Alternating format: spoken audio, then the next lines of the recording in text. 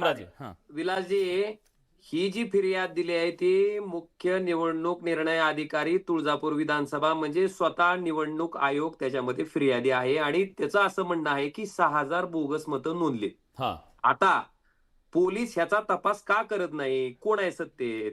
का हम्म तपास होत नाही याचा? 1 वर्ष बरं, काय डाटा सगळा आहे ना? हा कुठल्या मोबाईल नंबरवरनं बोगस मतदाराची नोंदणी झाली हे नंबर त्यांच्याकडे आहेत. का त्यांना बोलवत नाहीत? कशामुळे तुम्ही बोगस केलं? कुणाच्या सांगण्यावरून केलं? हम्म कारण हे जर तपासलं तर लक्षात येईल ना कोण करतंय ती बोगस नोंदणी. आणि विलासजी, हम्म मला सांगा, मुख्य निवडणूक जो आहे आपला आयुक्त देशाचा, त्याची नेमणूक कशी होते?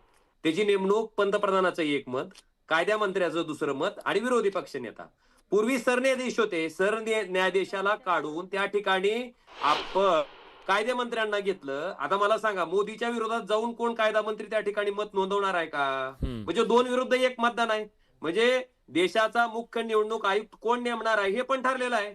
आणि ठीक आहे. अशा पद्धतीनं विलासजी, सगळ्यात महत्वाचं आहे, मला सांगा, पक्ष ज्यावेळेस पक्षावर क्लेम होतो, चिन्हावर क्लेम होतो, तेव्हा ते चिन्ह गोठवायची पद्धत आहे, पक्ष गोठवायची पद्धत आहे आणि दोघांना नवीन चिन्ह द्यायचे. हिथं पक्षच तुमचा आहे म्हणून दिला गेला, चिन्ह दिलं गेलं.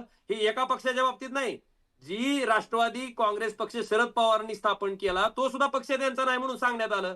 हे बघितलंय ना लोकांनी. हा मग म्हणून निवडणूक आयोगावर त्या ठिकाणी लोकांचा विश्वास कसा राहील? आणि हा विषय कुठल्या पक्षाचा नाहीये.